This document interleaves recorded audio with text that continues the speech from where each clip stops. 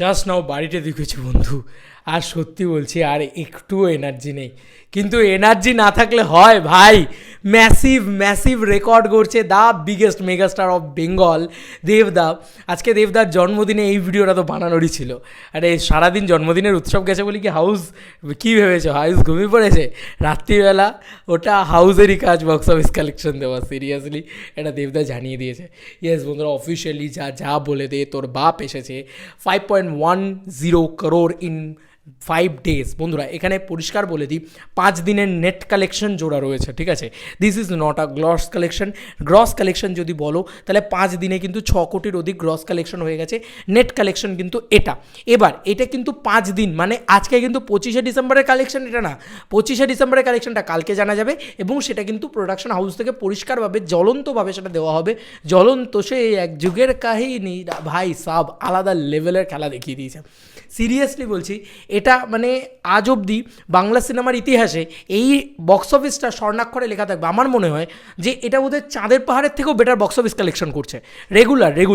এবং আজকে যেটা করেছে, আজকে তাবাহি, আজকের কথা কালকে না হয় বলবো বক্স অফিসের ভিডিওতে, সেখানে আমি বলবো যে আজকে কি হাউসফুল স্টাইল না দিয়েছে। আমি ভেবো না যে দেবদার জন্মদিনে গেছি বলে কী ভাবেছিস আমি বক্স অফিস কাউন্ট করা ভুলে গিয়েছি, ওটা আমারই কাজ।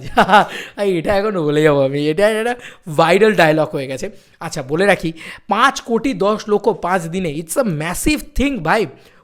কোনো বাবা করতে পারেনি।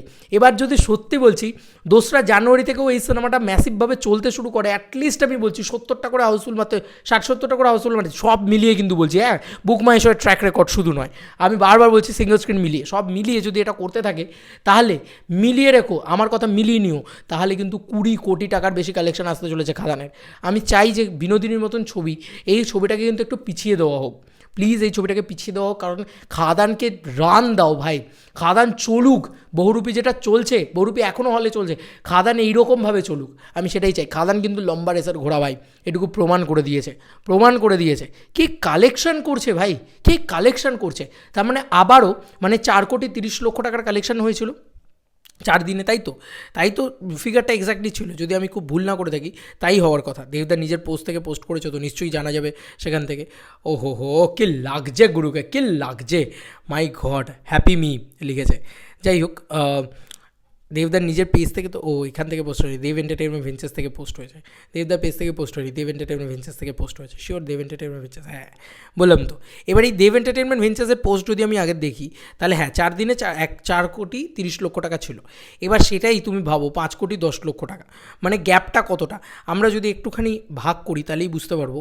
মানে 5,10,00,000 টাকা থেকে 4,30,00,000 টাকা, 80 লাখ টাকার কালেকশন হয়েছে। 80 লাখ টাকার নেট কালেকশন বলছে, কিন্তু আবার বলছি নেট কালেকশন বলছে, মঙ্গলবারের নেট কালেকশন 80 লক্ষ টাকা, গ্রস কালেকশন 1 কোটি টাকারও অধিক। এবং এই গ্রস কালেকশন মেলালে প্রায় 6.5 কোটি টাকার কাছাকাছি গ্রস কালেকশন হয়ে গেছে, যেটা বাজেট রিকভার হয়ে গেছে, খাদান ব্লকবাস্টার হয়ে গেল। ইয়েস বন্ধুরা, মাত্র 5 দিনে খাদান ব্লকবাস্টার হয়ে গেল। এবার 25তম দিনের কালেকশন যদি মেলাও তাহলে ভাই আমি একটাই কথা বলবো, ভাই ওটা সবার বাপ, সেটা কালকেই বুঝতে পারবে। 7 কোটি টাকার কাছাকাছি জাস্ট নেট কালেকশন আসতে পারে হয়তো। গ্রস ছেড়ে দাও ভাই, ছেড়ে দাও, 8-8.5 কোটি টাকা কোনো বাবা দেখেছিল এরকম কালেকশন ভাই? ওই যে বললাম সবার বাপ এসেছে, যা বলে দে সবার বাপ এসেছে। তো এই ছিল এখনকার মতো ভিডিও। তোমাদের কার কি মতামত এটা ভিডিওটাকে নিয়ে জানিও কমেন্ট সেকশনে। আজকের দিনটা আমার এত ভালো কেটেছে, সিরিয়াসলি বলছি। দেবদা আমাকে নিজে হাতে করে কেক খাইয়েছে, টিম দেব এন্টারটেনমেন্ট ভেঞ্চার্স থেকে এত সাপোর্ট পাই, তারা এত সুন্দরভাবে আমাকে সুযোগ করে দিয়েছে সব কিছু। আজকে দাদাকে নিজের হাতে গিফটটা দিতে পেরেছি, দাদাকে মানে দাদার জন্য যে গিফটটা নিয়ে গেছিলাম সেটা দাদার পার্সোনালি থাকুক, সেটা আমি সব পাবলিকলি বলতে চাই না। কী নিয়ে গেছিলাম, কী দিয়েছি, কী বৃত্তান্ত, সেগুলো বলতে চাই না, কারণ দাদার অ্যাপ খোলেনি যখন সবার সামনে, তখন দাদারই থাকুক, ওটা দাদা নিজের মতন থাকুক, ওটা দাদার আর আমার পার্সোনাল একটা সমীকরণ থাকুক। আর দাদা নিজে আমাকে কেক খাইয়েছে, সেটা সুমনদা, আমি বলছি ডিটিএসের সুমনদা এত ভালোভাবে আমাকে সেটাকে রেকর্ড করে দিয়েছে। মানে আমিও বুঝতে পারিনি দাদা আমাকে ডেকে নেবে, আমি তখন হাতে রেকর্ড, আমি জাস্ট ক্যামেরাটা এরকম হয়ে গেছে, তখন কিন্তু সুমনদা আমার হাত থেকে নিয়ে আমাকে ফুটেজটা তুলে দেওয়ার জন্য, থ্যাঙ্কস টু সুমনদা, এটাকে আমাকে বলতেই হবে।